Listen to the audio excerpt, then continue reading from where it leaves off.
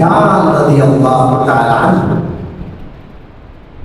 তার সম্পর্কে দিয়ে একটা কথা বলে আজকের আলোচনা শেষ করবো ইনশাআল্লাহ। আল্লাহ রাসূলের হিজরতের 42 বছর আগে তার জন্ম। কালো একটা মানুষ, তার মা বেশি কালো ছিল, এই জন্য তার মাকে মানুষ ফাহামা ডাকত। ফাহামা অর্থ কয়লা। কয়লা রং কেমন হয়? জোরে বলে।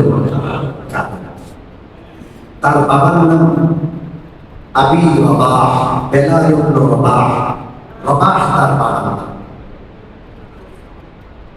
হযরত বিলাল রাদিয়াল্লাহু তাআলা আনহু মা সূত্রে কৃতদাস, মাও দাসী, মার সন্তানও দাসী, জন্মসূত্রে দাসী। রং কালো, জন্মসূত্রে দাসী। মক্কায় যখন ইসলাম এর দাওয়াত শুরু হলো, একেবারে সর্বপ্রথম হাতে গোনা মানুষদের মধ্যে হযরত বিলাল মুসলমান হলেন। যেহেতু তিনি দাস, এই জন্য তার উপর নির্যাতনের স্ট্রিমগুলা এমন ভাবে চালিয়েছে তার মালিকরা, যেটা অন্যদের ক্ষেত্রে দেখা যায় না। হযরত বিলালকে চরম নির্যাতন ভোগ করতে হয়েছে। হযরত বিলাল রাদিয়াল্লাহু তাআলা আনহু নির্যাতনের কঠিন আলোচনা করা শুনেছেন। শুধু একটা কথা তিনি বলতেন, আহাদ আহাদ আহাদ, অর্থাৎ তোমরা আমাকে যতই কিছু করো, আমি কিন্তু আল্লাহকে একবারে স্বীকার করেছি। আল্লাহর একত্ববাদ থেকে আমার জান চলে গেল, আমি একজন পরিবার ফিরে আসবো না, লড়বো না। আল্লাহর কাছে একত্ববাদের সাক্ষী বড় দাম ছিল। হযরত বিলাল রাদিয়াল্লাহু তাআলা আনহু মালিকের নাম ছিল উমাইয়া ইবনে খালাফ। উমাইয়া রাস্তায় ফেলে তাকে নির্যাতন করত, গলায় রশি লাগিয়ে পশুর মতো মক্কার গলিতে গলিতে তাকে টানা হতো, মাটির মধ্যে চেষ্টা করত। হযরত আবু বকর রাদিয়াল্লাহু তাআলা একদিন গিয়ে জিজ্ঞেস করলেন, তোমার গোলামটা আমার কাছে বেচবা? উমাইয়া 10 গুণ দাম বাড়াইয়া দিল। কয় গুণ? জোরে বলে। তখন সোনা দিয়া বিক্রি, সোনা বলল যে 9 আউকিয়া সোনা দিতে হবে। কয় আউকিয়া? 9 আউকিয়া। মনে করেন 9টা বার, এক একটা বারে 100 গুণ, 9টা বার মনে করেন। হযরত আবু বকর রাদিয়াল্লাহু তাআলা আনহু মোটামুটি করলেন, কিনে ফেললেন। বেলালের মালিক বলে, তুমি মুলাইলা না? আরে তুমি যদি মোটামুটি করতে এক আউকিয়া আমাকে দিতে, এটা আমার কাছে কোনো মূল্যই নেই, আমি ওদের নিয়ে দিতাম। হযরত আবু বকর বলেন, তোমার কাছে বেলালের দাম না? তুমি যদি আমার কাছে 100 আউকিয়া চাইতা, আমি 100 আউকিয়া দিয়ে হলো বেলালকে কিনে নিতাম। বেলালকে কিনে আল্লাহ রাসূলের বন্ধু আবু বকর মুক্ত করে দিলেন। রাসূলুল্লাহর কাছে গিয়ে সুসংবাদ যখন শুনাইলেন, রাসূলুল্লাহ বললেন, আবু বকর, তুমি যদি আমাকে বিলালের মূল্যের মধ্যে একটু শরীক করতে, আমার মন চায় আমিও বিলালের মূল্য একটু পরিশোধ করি, আমিও বিলালের খরিদ্দার হই। হযরত আবু বকর বললেন, ইয়া রাসূলুল্লাহ, আমি বেলালকে মুক্ত করে দিয়েছি, এখন আর সুযোগ নেই। বিলাল আল্লাহ রাসূলের সঙ্গ ছাড়তেন না, রাতে দিনে সর্বদা রাসূলুল্লাহর পাশে পাশে থাকতেন। হিজরত করে যখন মদিনায় আসলেন, মদিনায় ইসলামী রাষ্ট্র কায়েম হলো। বিলাল হলেন আল্লাহ রাসূলের বাইতুল মালের রক্ষক। কিসের রক্ষক? আল্লাহ রাসূলের খাজানা প্রহরী, তার হাতে রাসূলুল্লাহ পুরো বাইতুল মাল ইসলামী রাষ্ট্রের বাইতুল মাল অর্থ মন্ত্রণালয়ের কোষাধ্যক্ষ তিনি।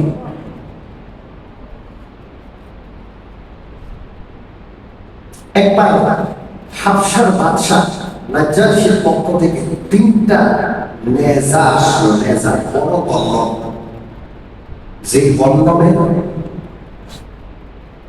আকৃতি মানুষের চাইতে লম্বা, যে বল্লমগুলো নিয়ে মানুষ পাহারাদারি করে, অনেক ওজন, যেটা দূর থেকে মানুষ নিশানা ঠিক করে নিক্ষেপ করে। 3টা বল্লম আসলো। একটা বললাম আল্লাহ রাসূল হযরত আলী রাদিয়াল্লাহু আনহুকে দিলেন, বাহাদুর, যাদের দিনে কাজে লাগবে তাদের দিলেন। আরেকটা বলল নেজা হযরত ওমরকে দিলেন, আরেকটা নিজের জন্য রাখলেন। বিলাল সর্বদা রাসূলুল্লাহর পাশে পাশে দেখরক্ষীর মতো থাকে দেখে রাসূলুল্লাহ নিজের বল্লমটা, নিজের নেজাটা বিলালকে দান করলেন। বিলাল এই নেজা নিয়ে রাসূলুল্লাহ দুয়ারের সামনে দাঁড়ায় থাকতেন। রাসূলুল্লাহ যখন ঈদের নামাজ পড়াইতেন, জুমার নামাজ পড়াইতেন, বিলাল ইকামত দিতেন, আযান দিতেন, নামাজের আগে পরে প্রহরী হিসাবে রাসূলুল্লাহর পাশে দাঁড়াইতেন দেখরক্ষী। আযানের বিধান যখন নাযিল হয়, হযরত বিলাল আযান দিতেন, রাসূলুল্লাহর ওয়াজ, এটা সবাই জানে না। কিন্তু বিলালের আযানে একটা বিতর্ক কাফেররা তৈরি করলো, সেই বিতর্কটার বিষয় আপনাদের শুনে। যেদিন মক্কা বিজয় হয়,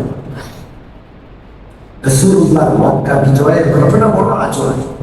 এটা পৃথিবীর সবচেয়ে বড় বিজয়, সবচেয়ে বড় স্বাধীনতা যুদ্ধ, সবচেয়ে বড় স্বাধীনতা।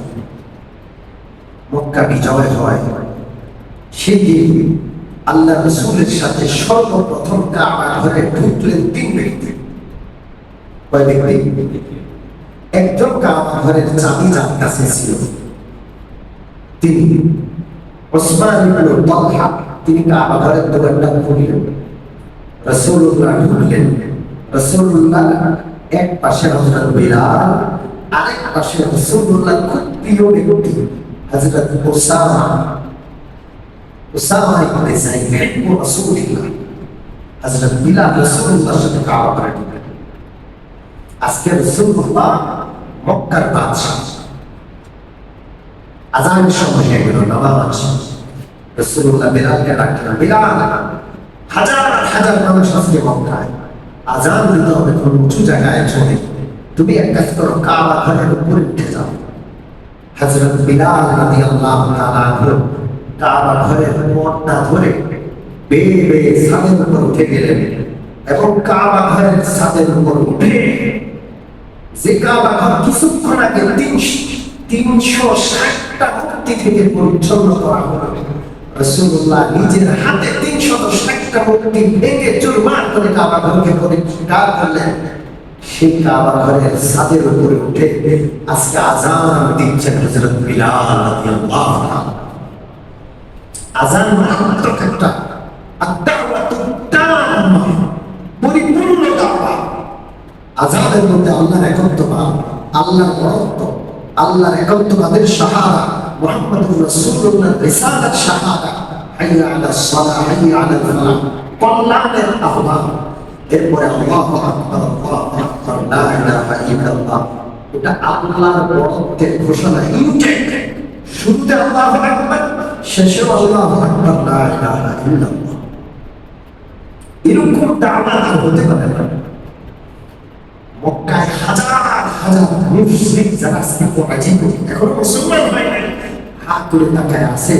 এই বেলালকে আমরা অলিতে গলিতে গলায় রশি লাগিয়ে আমাদের কৃত দাস, তাকে আমরা মাটির মধ্যে চেঁচিয়েছি। আজকে সেই বেলালের এত দাম, কাবা ঘরের ছাদের উপরে উঠে তাওহীদের ঘোষণা বেলাল দিচ্ছে। কিছু কাফের সইতে পারছে না, তাদের সচ্ছে না, এটা অপমান বোধ হচ্ছে, কারণ তারা এতদিন কাবা ঘরের রক্ষণাবেক্ষণ করেছে। কেউ কেউ বলছে এই দৃশ্য দেখার আগে আমার বাপ পড়ে গেছে, আমার বাপ বড় ধন্য ভাগ্যবান। যদি এর আগে করে যেতাম, আমি ভাগ্যবান হতাম। এই দৃশ্য আমার ভালো লাগতেছে না দেখে। একজনে বলল, মুহাম্মাদুর রাসূলুল্লাহ, এই আযান দেওয়ার জন্য আর কোন মানুষ পাইল না। এই কালো কাককে এই আযান দেওয়াইতে হবে। হযরত বিলালকে তুচ্ছ তাচ্ছিল্য করে কালো কাক বলছে। কি বলছে? জোরে বলেন। আবু সুফিয়ান সেখানে আছে। আবু সুফিয়ান বলে, কথা সাবধানে করি, তোমরা তো বহু মন্তব্য করলা, আমি কোনো মন্তব্য করবো না, কারণ আমি জানি কোন উল্টা পাল্টা কথা বললে আসমানওয়ালা ওহীর মাধ্যমে মুহাম্মদ রাসূলুল্লাহর কাছে খবর পাঠায় দেবেন। আমি কোনো মন্তব্য করবো না। তখন কিন্তু আবু সুফিয়ান মুসলমান হয়। ঠিকই আল্লাহ তাআলা সূরাতুল হুজুরাত আয়াত নাযিল করলেন, আয়াত নম্বর 13। ইয়া আইয়ুহান নাসু ইন্না খালাকনাকুম মিন যাকারিন ওয়া উনসা وجعلناكم شعوبا وقبائل لتعارفوا إن أكرمكم عند الله أتقاكم إن الله عليم خبير। ও মানুষেরা, আমি তোমাদেরকে দুইটা ভাগে ভাগ করে বানিয়েছি, নারী আর পুরুষ। আর তোমাদেরকে বিভিন্ন বংশে আমি বন্টন করেছি। কেউ সৈয়দ বংশে, কেউ বাংলাদেশে জন্ম, কারো জন্ম আরবে, কারো জন্ম ইউরোপে। কে কোন বংশে, কে কোন ভাষা, কে কোন অঞ্চলে, এটা আমার দেখার বিষয় নয়। এটার কারণে কারো মর্যাদা আমার কাছে নাই। ইন্না আকরামাকুম ইনদাল্লাহি আতকাকুম। মনে রেখো, আমার কাছে ওই ব্যক্তির মর্যাদা বেশি যে বেশি তাকওয়া অন্তরে পোষণ করে। হতে পারে বেলাল কালো রঙের, হতে পারে বেলাল হাবশি, হতে পারে তোমাদের কাছে কৃতদাস, কিন্তু মনে রেখো তার অন্তরটা বড় পরিচ্ছন্ন, তার অন্তরের তাকওয়ার পরিমাণ বেশি। তোমাদের কোটি কোটি মানুষের তুলনায় এক বেলালের মূল্য আমি আল্লাহর কাছে অনেক বেশি। বেলালকে কালো কাক বলা হয়েছে। আল্লাহ সাত আসমানের উপর থেকে কোরআনের আয়াত নাযিল করে বেলালের মূল্য বুঝিয়ে দিয়েছে।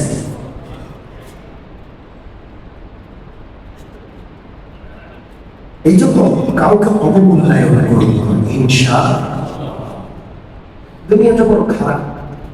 যার কাছে টাকা আছে সবাই তাদের মূল্যায়ন করে, পদ পদবি আছে তাদের সবাই বলে, আরেকজনের পদ নাই, টাকা নাই, তারা এটা তুচ্ছ করে, তার ছিল ওই কি সেক্টরে বাড়ি আছে, ওইখানে কথা বলে, অপমান করে দিল, তাকে ছোট করে দিল। অথচ তার কাছে অনেক বেশি, সে সত্য কথা বলছে, হক কথা বলছে, তার হক কথা দাম নাই, কারণ তার টাকা নাই। এই জন্য আমরা কাউকে খাটো করবো না, ছোট করবো না ইনশাআল্লাহ। রাজি আছে সব? হযরত বিলালের পায়ের ধুলি রাসূলুল্লাহ জান্নাতে শুনেছেন। কত দামি হযরত! রাসূলুল্লাহ ইন্তেকালের পর হযরত ওমর রাদিয়াল্লাহু যখন অর্ধ পৃথিবীর বাদশা ছিলেন, বিলাল তার দরবারে গেলে হযরত ওমর সম্মানের জন্য দাঁড়িয়ে যেতেন আর বলতেন, সাইয়্যিদুনা বিলাল, বিলাল আমাদের সর্দার, আসুন। হযরত ওমর নিজের সিটে, নিজের আসনে বিলালকে বসাতেন, বলতেন, আবু বকর সাইয়্যিদুনা ওয়া আ'তাকা সাইয়্যিদানা। আবু বকর হলেন আমাদের সর্দার, আর আমাদের আরেক সর্দার বিলালকে আবু বকর কিনে মুক্ত করেছেন। বিলাল আমাদের সর্দার, এমন মর্যাদা দিতেন। আল্লাহ তাআলা যারা নেককার, দিনদার, আল্লাহওয়ালা, তাদের মূল্যায়ন করার তৌফিক আমাদের দান করেন। আমিন। ওয়া আখিরু দাওয়ানা আলহামদুলিল্লাহি রাব্বিল আলামিন।